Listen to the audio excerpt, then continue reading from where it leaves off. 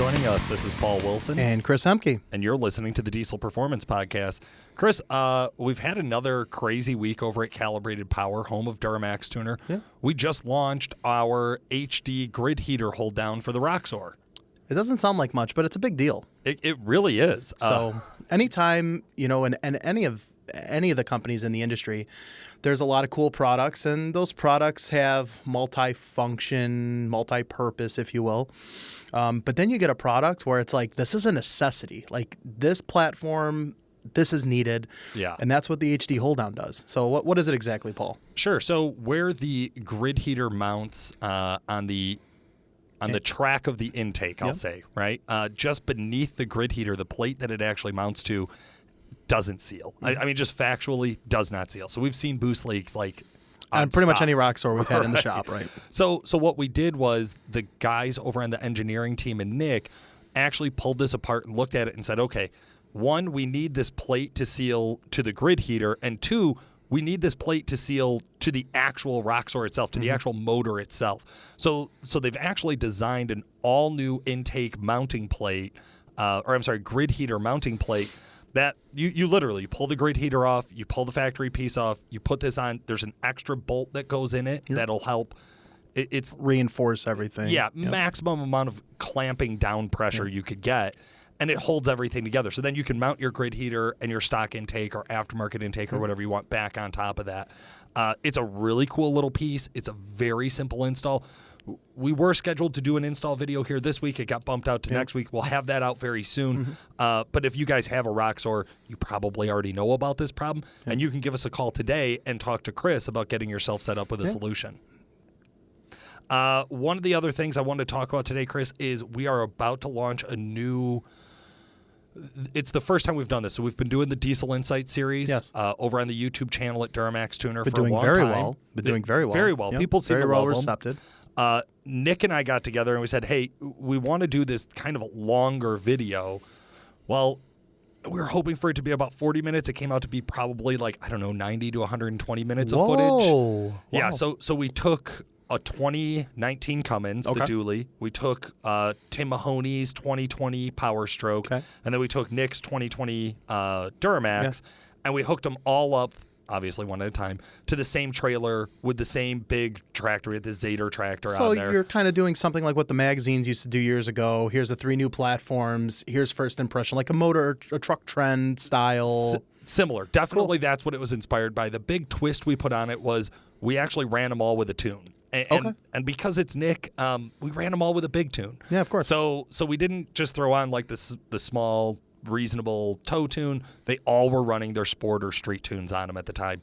Really, really cool. We had a lot of fun with it. We did a draggy run with the trailer hooked up on all of them. So we actually measured 0 to 60 on all 3 platforms. So you can see the difference. We have dyno numbers on all 3 platforms. The challenge we ran into is that there was just a lot to talk about. So we have an intro video. Yeah. Then we have 3 20 to 30 minute ride-alongs. So this is going to be a series. Yeah, and then we have we haven't even shot the wrap-up video yet with our final thoughts. Damn, so you're actually doing something these days. Once in a while. That's pretty cool. Once in a while. Don't tell nobody. I'm actually hyped about that. That's really exciting to see. And it's like, we get the calls all the time, and it's like, oh, well, guys call what's 0 to 60 with the tune? And it's like, I personally could care less. That's not something I really care for. But having that type of data collected just, it once again shows, we care and we are a data collecting, institution. That's right, data-driven results. That's awesome. That's real cool. So I'm really excited for that. The first intro video is going to be hitting the YouTube channel next week. So if you guys are listening now on whatever the date is, September 19th, 18th, 19th. Yeah, who knows? If you're listening around this time, very shortly here at the end of September, we're going to be kicking off the series. So we'll have 5 Diesel Insight videos around this one topic. I think it'll be really very cool. This really is exciting. Cool for viewers. Chris, the other thing I wanted to dive into today, Exergy Performance. You saw that. Yes. Yeah. How cool is this? Another big topic that we get at the shop, and it's usually fucking winter. What kind of additive do I run in my truck, right? Yep. And I have to be that jerk, right? I don't really believe in it. I don't add it. Have gelled up. One time, and it was bad fuel, right? That was determined by our skilled technicians here at the shop. That one time, that's the only time I've ever had a problem, right? Right. And I always try to run number 2, not bio. There's some fuel stations out by me that, they don't have bio in their diesel, and that's usually what I try to run. And a lot of that is, working and seeing companies like Exergy where to me, their word is bond. If they say something, I believe in it. They've invested the time, resources, money, everything into, if they are going to promote something and stand behind it, like chances are it's not snake oil. They're right? legit engineers. Yep. We know this. And we've had other interviews and discussions with other additive companies. And don't get me wrong, I understand what they're saying. I don't buy into it. Yeah, I think there's a lot of theory. I think for me there's a measured result that I'm looking for, and while I believe in the science that they provide, because there are some companies out there who do have really good science and data collection behind it to say this works. What I find is that the nominal result to me is not worth the effort. Right. So even though it's still net gain, right? So by running it, sure, you're going to... Air quotes. Right. By running this under these perfect conditions, it should pay for itself. Whatever that self is, right? Whether it's anti-gelling, better fuel mileage, cleaner emissions, whatever that is it worth me actually caring? Like, is it making enough of an impact that I actually want that impact? Usually I'm right there with you, and I'm like, man, I'm just not going to do it. I'll wait till there's a problem. And then last week comes around. Yeah, and Exergy comes out, and now Exergy has their own line of diesel fuel additive. They have a winter blend and a summer blend, essentially. Yeah. They have 2 different ones. And it was really cool to see what kind of bullet points, if you will, like what are the advantages. Right. This is the one that jumped off to me right away, was highest lubricity rating of 17 brands tested. Like, I know them. These are legit double-blind tests where they're looking at this to see what is the best, not looking at this to see if they can say there is the best. That wasn't the one that came at me the most impressive. Really? What jumped up? Decreased soot particles and less visible smoke and fewer DPF regens. Like, to me, that's a big picture because, we think about this, right? Diesel engines in the common rail side of things, we're 20 years in, right? Yeah. 10 of these have been DPF, DEF, EGR equipped. Those are half of the high perform or the newer technology, right? I don't know what's the best terminology there, but there's a lot of gains, and this is crucial to these trucks. Well, I'll tell you what, we think about it, and I know guys who run special fluid in their transmission, special fluid in their oil, special additive in their fuel. I run AMSOIL, or I run Royal Purple, and okay, great. Great, good brand. I run Rotella. But I think thinking about what is the maintenance and what is the preventative maintenance to keep my emissions equipment running healthy, and we know that the lower the soot output, the better. Yeah. So these are huge. They also, of course, increases fuel economy up to 10%. And I'd boost heavy on that, cetane up 5 to, points. which is huge. That's going to be more power. Maintains, cleans injectors, which, I mean, that's kind of a no-brainer. It's a given. That's their world, right? So separates moisture for more thorough removal. Which is a big deal. Yeah, absolutely. So, I mean, it's a ton of crazy bullet points. I can't wait. I want to get them on a podcast and kind of go through the ins and outs of their R&D on this. Yeah, I think you're right. I think that needs to be a future episode. I like it. We'll That's set awesome. it up. Guys, one of the other things I wanted to give a big shout out about was the WC Fab 10th anniversary sled pull. That's going on tomorrow, September 19th. 19th, yeah. Today is the 18th. It's one of the few sled pulls going on. It's out in DeKalb. 2657 Wagner Court, DeKalb, Illinois. That's right. So 2 p.m. tomorrow. Yep. If you're listening, if you're in the area, if you're a local guy, make sure you make your way out there. It's going to be a blast. And WC Fab has some of the coolest fucking sled pull trucks out there. They're going to have a display. Going to love seeing it. Oh, yeah, for sure. They're going to have a display. They have a lot of cool stuff. One of the things that I think they'll probably have is one of their newer products. Right. And that's the L5P Duramax transmission cooler thermostat bypass plug. Have you seen that thing? I was just going to ask you the same question. This is so cool. I actually talked to an end user who had just put it in and raved about it. No kidding. Yeah, loves it. Says it made Talk a about huge timing, impact. man. I know. That's awesome. I was writing today's outline. I was like, oh, yeah, I did just have somebody mention this. I was looking at this product yesterday, and I looked it up. Chris, you want to give us a quick read on it? Yeah, so what it is it's the stock transmission thermostatic bypass for warming up the Allison quickly in cold weather conditions. It has a good idea in principle, right? Sure. Where do we go from here? So, but in the practice, they've seen them fail in forcing trans fluid around the cooler in warm weather conditions that causes dangerous fluid temperatures for a built or a stock transmission alike. They've been running this design on their shop truck and development trucks with built transmissions successfully, and have now been making them available for purchase separately due to popular demand. Yeah.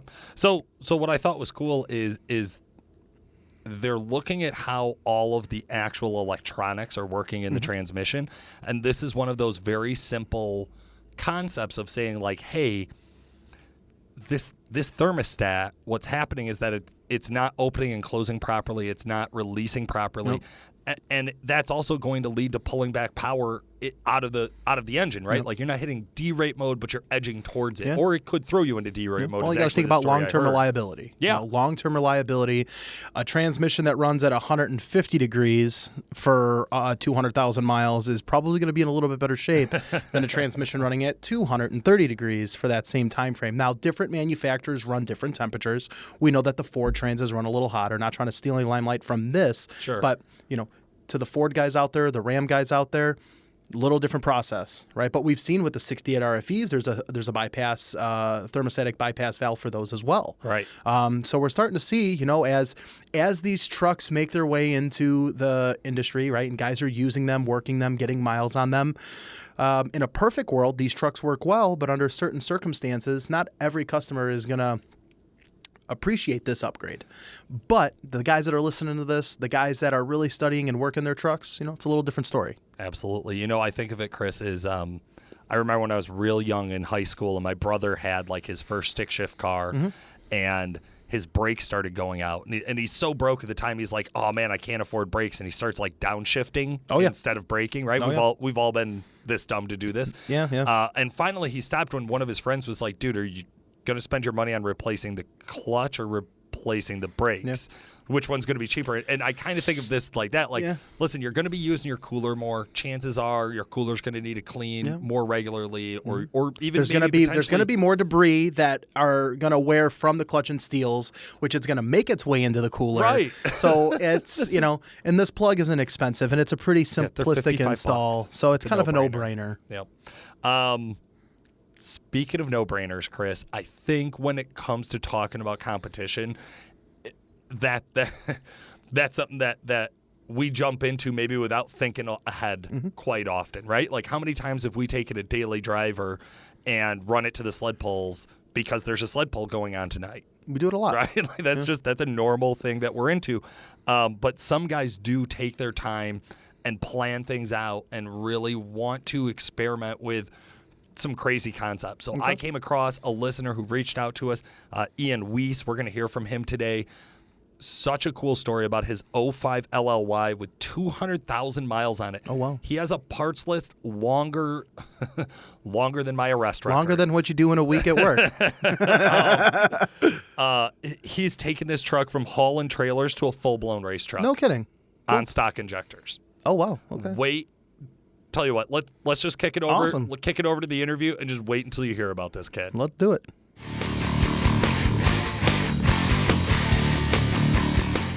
All right, guys, and now it's time for what you've been waiting for. We got Ian Weese on the line today. Ian, how the hell are you? I'm great, Paul. How are you? I'm doing good, man. Thanks so much for asking. And thanks so much for joining us today, Ian. I know I always appreciate it when somebody reaches out to us and wants to get on the show and come and kind of talk about their truck and talk about their experience. And I think you got a really cool vehicle that I'm excited to dive into.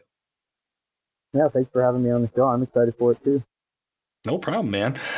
So let's kick it off at the top here. Tell the listeners, what are you driving? Let's see. I got an 05 Chevy Silverado. The LLY in it. Yeah, nothing fancy. How many miles are on this bad boy?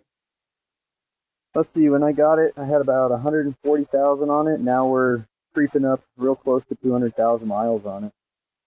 I love these old trucks. And guys, this is something you've definitely heard me say before about the impracticality of how much we buy these trucks for, what we invest in them, and then what they are. Because on paper, you're talking about a 16-year-old truck with 200,000 miles. But I know from looking at the pictures and checking out some videos and reading through the mod list that this thing's a bit of a sleeper. It's something that's really going to jump out at you if you're behind the steering wheel, right?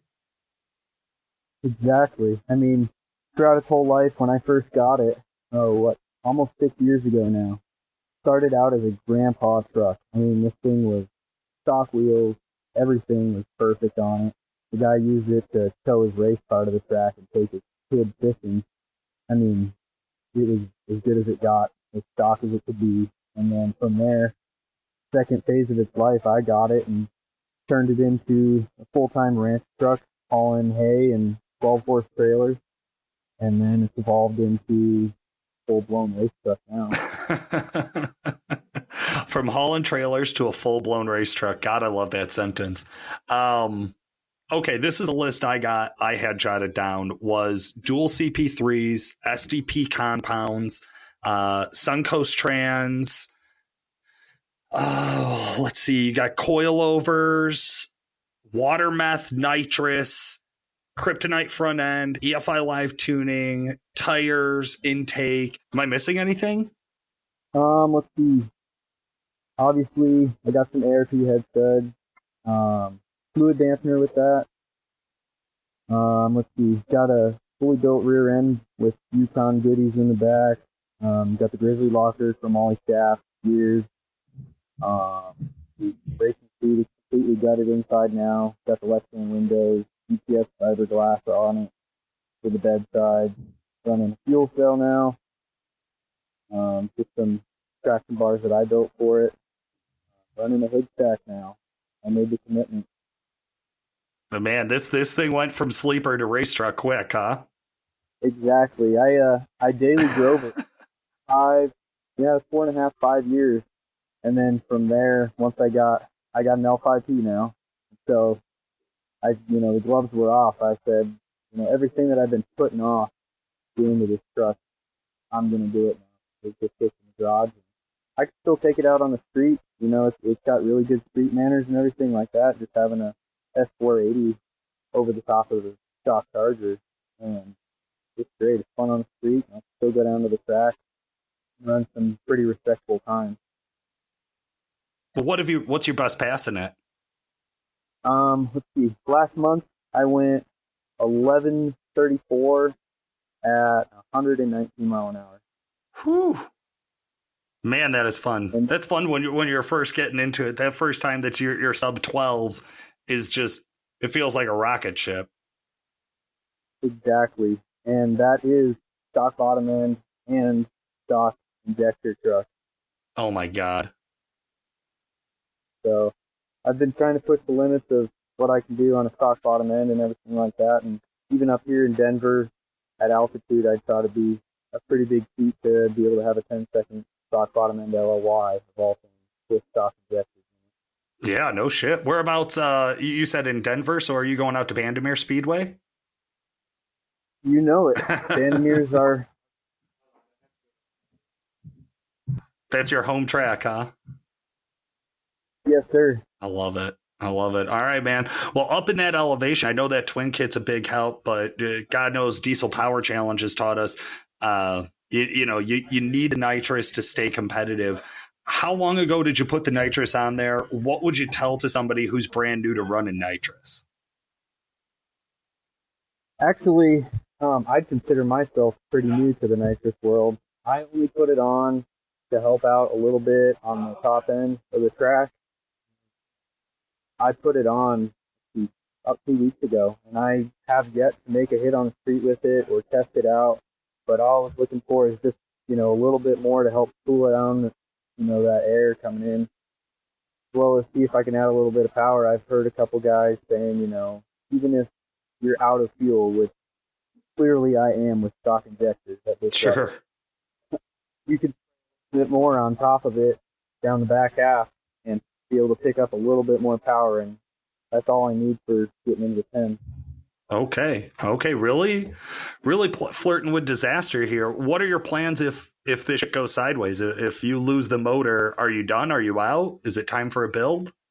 It is time for a build. I've been planning this for a couple years with a good friend of mine now, Wade Boy down at Diesel Raging. Um, we're gonna definitely build it. If it, all I want to do is get that 10-second pass under my belt, and then after that, motor's coming out, and we're gonna start building that thing. Looking to, it's a pretty big feat again, but I like the challenge. I'm trying to go for about 1,500 on fuel, and then obviously nitrous to, I'm not going for 2,000 horsepower, but just a little bit more than that, I feel like would be pretty fun. Sure. I think pretty fun's a bit of an understatement. I like it. Playing it cool. What are your plans for this? Do you want to get into like a diesel power challenge? Are you going to go all out and go for UCC down the road? Where do you see your future with diesel performance? I like to set the goals high. I thought it would be fun, to play at our home court here and do DCC, but going fiberglass in Lexan, it kind of takes me out of the running for doing that. But I thought it would be a pretty cool thing to get into, at least being a competitor or qualifier at UCC one day. That's why it's kind of a pro street truck. It does have everything on it, full of sled too. So once I get the 10 on there, maybe I'll try and hook up to a sled here and see what I can do there. Yeah, sled pulling seems to be that surprise. I mean, obviously, all of the UCC winners have experience at the highest levels of drag racing competition. We've seen now was NHRDA, all the guys, now I think that are still in it have all moved over to ODSS. They seem to really be running the lead with the actual diesel drag racing that's going on a kind of month to month or day to day basis now. Do you see yourself getting in and doing some traveling and chasing down the circuit and trying to make some of those races? I would like to try and make it out to a couple of them, but it's just, especially with everything going on right now, it's a lot to try and make it out there. But I would like to, because we don't have many events out here. Diesel Power Challenge and ATS Gauntlet Challenge are about all we have out here in the West Coast, in Central U.S. So getting out east, making it to some events once, I'm more of a competitor with those guys. What I'm doing is nothing compared to them, but I'm setting myself up on smaller power level to hopefully one day compete at higher levels, in Pro Street. Yeah, man, for sure. I think it's really cool. I think it's a lot of fun going the path you've gone, which is kind of sounds like you've kind of had a different approach to getting into the 11s, right? Where most guys would just continue to build your fuel and air system. And then so with that is going to come supporting mods like a motor and things of that nature. Whereas you've gone heavily towards the weight reduction side to get the truck light, to get it down to the 11s. Going to be using the water meth and the nitrous to keep it cool and kind of replace some of that fuel supply, which is essentially what those are doing. The next step is kind of a huge step once you get to this point in the build. So this is usually a really good time to look back and think about the things that what went right and what went wrong throughout this build. What do you think was the part or the modification that you've made to the truck so far today that had the biggest impact? What was really just the greatest decision you made when it came to your build on this truck? I think the greatest impact is my very first modification of the truck. When I first got it from the previous owner, it had about 25% of the teeth on the flex plate missing, which led me oh my god build the transmission. So I don't want to do anything twice. So I built my transmission, drivetrain and everything like that from day one. So having a built transmission, and I was forced to get a billet flex plate, and all this from Suncoast, running their triple disc torque converter along with the GMAX 5 kit in that. So, from day one, having a built transmission, even on a stock truck, and it's still the same transmission. I've pulled trailers with it, raced with it, even in the same exact day. I've gone to Bandimere with a 420s on, ran a, low 13-second pass, which was nothing back then, and then drive up 2.5 hours up in the mountains and go haul a full horse trailer. But having a built transmission's probably been the best thing I've ever done and set me up great for the future. Yeah, and that's a tough one to do, right? Because it's a big investment, and it's not like all of a sudden you've doubled the horsepower of the truck, right? It's not like all of a sudden you're going to cut a second off of your quarter mile time. But it is what allows you to do those things. It is what allows you to build your truck in the future. It is what allows you to be able to cut seconds off of your quarter mile time. So it's cool to hear that you did it early, you did it right.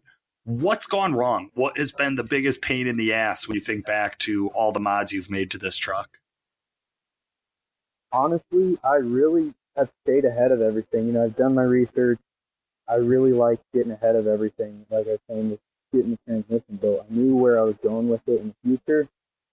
And just, reading books, reading forums, talking to people that in the industry that are willing to help. I really haven't had any problems. Every time I know when I'm getting close to something or I'm reaching a limit, which I'm really close to a bunch of those, if I can take care of it before it's a problem, then, I'll do it, and I'll do it one time, and I won't have to look back. Then that's just one less thing I got to touch again, and saving time and money on the build. For sure, man. Well, hey, I know we're really excited to get our draggy competition getting back on the road and going. We've had a little bit of a holdup since nobody can actually buy a draggy right now. So the manufacturer's a little bit behind. Once we get back out, I'm sure you'll be entering one of the classes with your truck. I'd assume the WC Fab Big Turbo class would be a great match for you. Are there any other guys out in your area you want to give a shout out to? Let's see, just Wade Boyd down at Diesel Daydream. He's been a big help. Jared Patterson, who's the one who originally built my transmission, he's down in Colorado Springs at Patterson Custom Diesel. And then Sam over at Carolina Diesel Performance has been a huge help with getting the suspension stuff set up and dialed in. Other than that, I think that's pretty much all the big guys that have been helping, besides some close friends. Good stuff, man. What's that piece of advice you'd like to share with all the listeners? What's the thing you learned that you think every diesel owner needs to know? Oh, man. If you think you're going to break it, you should probably just go ahead and replace it before it even happens. As well as I do. If you're taking your truck to somebody and it's in pieces, they're going to do it for you, but it's going to be a pain in their butt. But if you bring it to them and you say, hey, I want to get ahead of this, it's going to save time just bringing them something rather than having to fix broken stuff.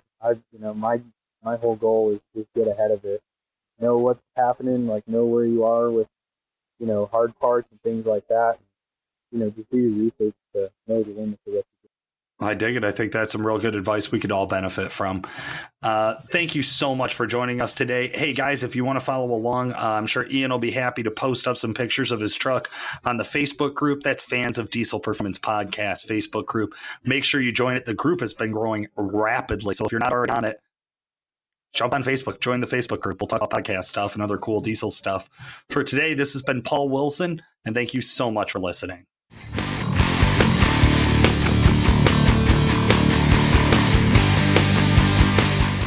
Damn, so you're actually doing something these days. Once in a while. That's pretty cool.